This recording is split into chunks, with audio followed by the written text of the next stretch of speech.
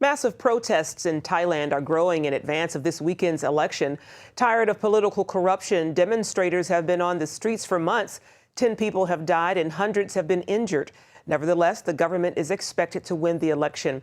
As Asia correspondent Lucille Talusan tells us, that could prolong the protests.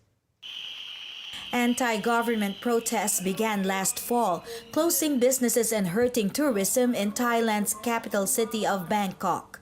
Government leaders fear the entire country's economy will suffer if the protests continue beyond this Sunday's election. It's a festive mood here in Bangkok. Tens of thousands of people joined this march, and their goal is to block every main road here in Bangkok. And these people are saying that they're going to do this until they see Prime Minister Yingluck Shinawatra step down from office. A failed amnesty bill triggered the rallies. It would have allowed the Prime Minister's older brother, former Premier Thaksin Shinawatra, to return to Thailand without facing imprisonment.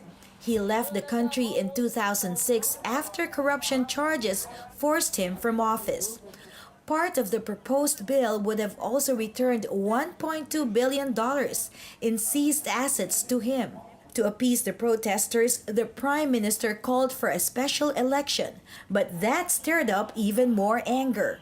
These people say we are not going to vote because we don't believe in this kind of election. Democrat Party had already boycotted, so Democrat Party did not send even a single candidate. So which means that the election on 2nd February will bring about election results which will determine who becomes the government. But the government will be in power without legitimacy because you don't have main rival parties to go for election, and how could that be?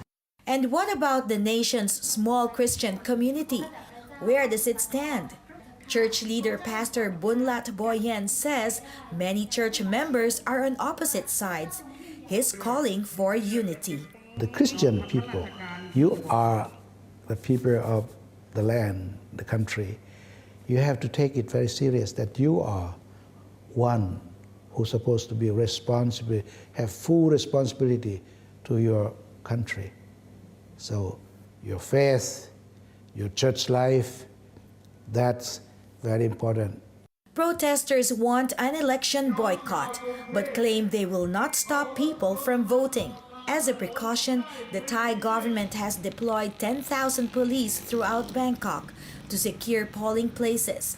Whatever the outcome, thousands of Thais say they are determined to continue their fight to reform Thailand. Lucille Talusan, CBN News, Bangkok.